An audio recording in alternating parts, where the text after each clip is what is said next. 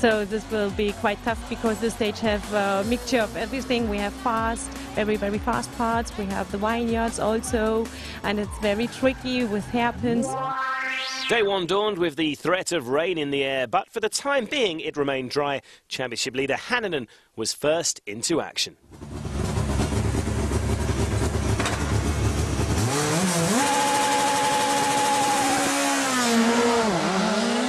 Finns historically take a while to learn their trade on tarmac, but Juho has rapidly proved his worth on sealed surfaces. Hänninen set a really impressive pace through the first stage. The only man who could match Hänninen early on was Martin Prokop. The Czech has plenty of experience on tarmac and beat Juho by 0.6 of a second on the opening test. On stage 2, though, Martin got a brutal reminder just how easily these German roads can catch you out. Martin and co-driver Jan Tomanek off into the vines and out of the running. They were unharmed, but it was a massive dent to their championship aspirations. I got a little bit too much right hairpin and I hit some wall or something and I completely lost the wheel. So car was impossible to control and we stopped somewhere here in vineyards. Bernardo Sosa proved he too has asphalt pace, up to second following Prokop's exit. Unfortunately though, stage 2 would be Bernardo's last for the day. An accident heavily damaged the right side of the car. A frustrating setback for his own fading championship hopes. Estonian sensation Ott Tänak was the first to admit he is still very much a work in progress on asphalt, but by opting for soft tyres in the wet stage 2, he set the 6th best time of the entire field, 13 seconds quicker than anyone else in the SWRC. He replaced Sosa in second.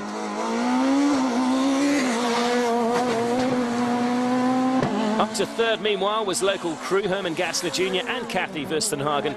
Using their home knowledge to good effect, the Skoda S2000 was flying through the vineyards.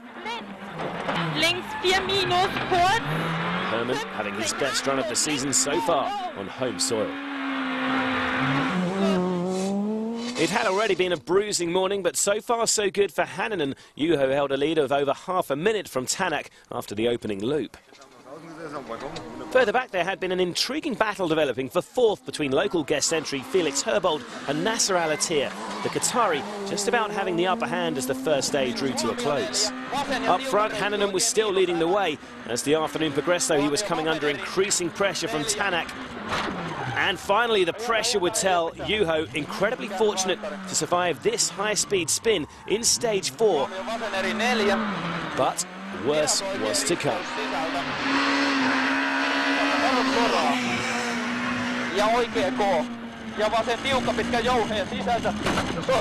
That impact on the final stage of the day would seriously damage a wheel.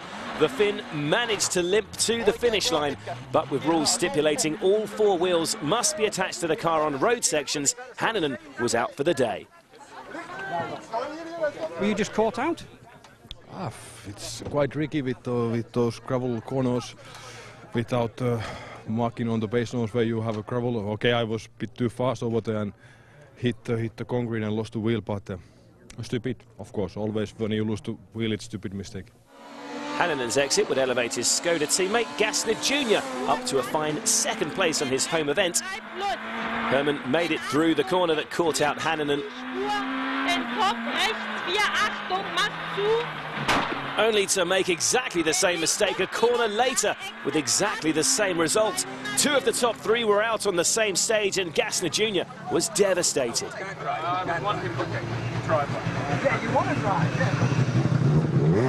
It was a left corner which tightens a bit and there was so many dust I had no chance to do anything. Yeah, and that's happened. We hit the wall and no wheel. With the 2 Skoda drivers receiving a 10-minute penalty for missing the final stage, they plummeted down the leaderboard, leaving Tänak way out front by more than a minute and a half. Carl Kruder was now his closest rival. It's good when 2 Estonian guys are leading. But yeah, we just need to make sure that the car is working and we as well, so let's see tomorrow, long day. Day 2 dawned to clear blue skies. Here's Kathy Wustenhagen again with a look at what lay ahead. We start on Saturday with the so-called Saarland stages. The Saarland stages are very, very fast and very tricky also because the streets are quite narrow. And then we have the famous stages overall. This is Panzerplatte. I think everybody knows the very famous Hinkelsteiner. I know there are some drivers having not so good experiences of the Hinkelsteiner. I hope we not. Now in a fine second place, Kruder set about chasing his fellow Estonian Tänak. Unfortunately, Kruder's efforts hit a setback on the second stage of the morning. A puncture saw him lose a minute and slip back to third. He was later forced to pull out for good after going off the road and damaging a wheel. Kruder wasn't the only one in trouble on the challenging Day 2 stages. Felix Herbold was having a fine run on his SWRC debut, but a mistake on stage 7 ended his pursuit of Alatea. Prokop won every stage on Day 2, proving what could have been. The Czech star was still down in 7th place due to his time penalties for missing most of the opening leg. Bernardo Sosa was staging a recovery operation after stopping on Day 1. The Fiesta driver looking wild on occasion, but had managed to fight his way back up to 6th. And despite suffering a myriad of technical problems over the course of Day 2, Nasser Alatea was having one of his best ever runs on tarmac. The 2011 Dakar winner was in a comfortable 2nd place going into the final overnight break. But out front and now with an enormous lead following the problems for almost everyone behind, Tänak was in cruise control and enjoying the opportunity to develop his tarmac skills. This rally was now the Estonians to lose. With the 5 stages of Day 3 remaining, Tänak's lead was well over 4 minutes, while Alatea also looked safe in 2nd place, and so to the final 76 kilometres of action. Sunday, we have done the last 5 stages. These are Drontal and Moselwein, and then the last stage is Circus Maximus in the middle of Trier. And let's see what's going on there, if we can have a lot of fun and watching the crowds of people, or if we have still to fight because we are just a few seconds in front or behind. With some rain around on the final morning, there were still plenty of treacherous German roads to negotiate. Martin Prokop was in trouble on the first stage of the day. A wild moment caused damage to his front right corner, and he was fortunate not to lose position. Gasly Jr. made a similar error to Prokop. It had become a frustrating weekend for the local star on an event that had started so promisingly. Carl Kruder's rally had been similar to his season as a whole, quick at times, but bad luck had again held him up. The final day would be no different. Differential failure and a spin would cause delays, but the Estonian was relieved to hold on to 5th place. Championship leader Hänninen, meanwhile, was quickest on 3 of the day's 5 stages, the Finn again proving his tarmac pace in tricky conditions. 4th position would be a reasonable consolation, considering his problematic weekend.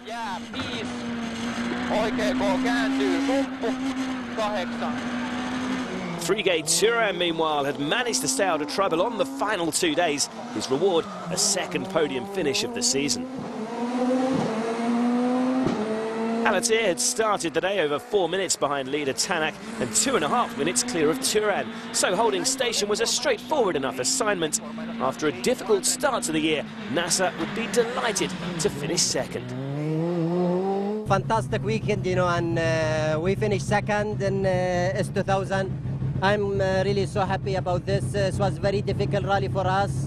We get some few trouble, but okay, we are here and I think we get good experience. The runaway winner, though, was Ott Tänak. Despite his huge lead, the 23-year-old still managed a stage win on the final day. Ott and co-driver Carl de Sick charged through the streets of Trier in the Circus Maximus power stage to finish the event. Win number 2 of the season for Ott, and his first ever on tarmac was in the bag.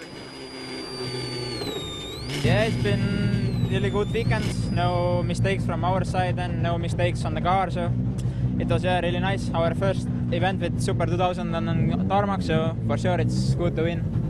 In the end, Tänak's winning margin was an enormous 5.5 minutes over Alatea. Turan was an even more distant 3rd, with Hänninen recovering to 4th. The win could prove crucial to Tanak's championship aspirations. The Estonian is now just 18 points behind Hänninen, and it's looking increasingly like a two-horse race, with Prokop a further 16 points back. With the SWRC's final 2 rounds also on the black stuff in France and Spain, it should be a thrilling fight to the finish. Still to come, we bring you all the action from the WRC Academy's first tarmac event in Germany. And we have a word with Brendan Reeves, the young Aussie Academy pilot, hoping he started the long journey towards the WRC. The experience of the Academy has been amazing so far this year. It's a real challenge for everyone.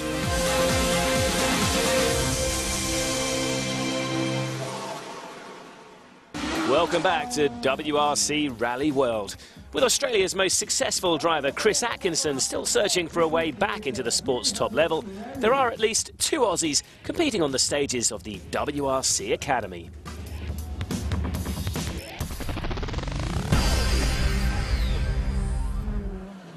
The Academy has given us some of the closest rallying across each of the World Championships. So far, it has been a huge success. You have to look no further than round 3 in Finland, where we saw the best battle not just of the series so far, but of the whole event. As the Academy entered the final day, there was nothing to choose between championship leader Egon Kauer and contender Craig Breen. His advantage just 2.4 seconds over Kauer. What happened during the remainder of that day will go down in rallying folklore as one of the best battles in the Finnish forests. Over the course of 7 stages, the lead changed hands a total of 6 times. Up until literally the last split of the final stage, we were neck and neck after, you know, nearly 300 kilometers of drive. It was completely neck and neck. The whole last day we were switching places with Craig, and we were both pushing, and then that final stage was just a cherry on the top. Somewhere in the last split, Egon found 2 seconds. I have no idea where. My onboard is sitting in a little plastic case and I haven't opened it yet because I just don't want to look and say, that's where I've lost it. But, you know, disappointing, but we need to move on. It's still, you know, only the halfway point. We still have 3 rallies to go. He could get the look that we've had in the first 3 rallies, you know, so we need to look on the positives and push on. But once again, it was Egon who prevailed to make it 3 out of 3 and maintain his 100% win record. So this is how things stand coming into the 4th round of the championship in Germany. Kauer dominating the standings so far, an incredible 52 points ahead of Breen, and Reeves tied in 2nd on 36 points. And on to Germany, the first tarmac event of the year. Some were more confident than others.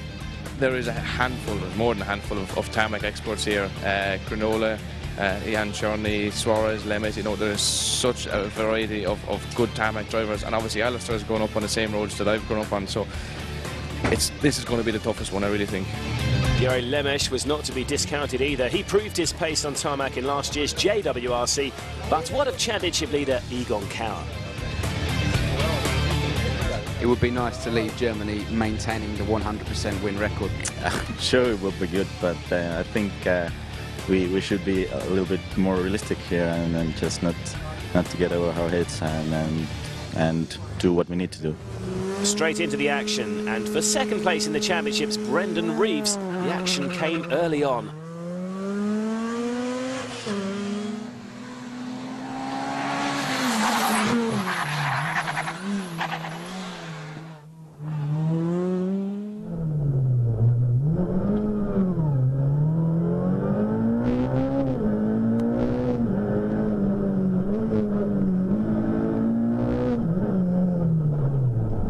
Sliding off the road on the opening stage of the rally cost him nearly 6 minutes, and he dropped to the bottom of the standings. The sun wasn't shining on either of the Australian entrants. Molly Taylor also had her share of problems in the opening stage. She'd slid wide and hit a pole, the result a damaged right rear wheel. Her problems continued when she stalled at this tight right hairpin. But it would all prove academic anyway when she retired just 4 stages later with drive shaft failure. Long 5 left, don't cut. Up at the business end, though, it was inevitably the tarmac specialists who were fighting for the lead. Jere Lemes was the man who took the early advantage. Having driven the German stages in the JWRC last year, he was perfectly prepared for this tarmac test, and he put his preparation into good use, taking a total of 5 stage wins over the first day.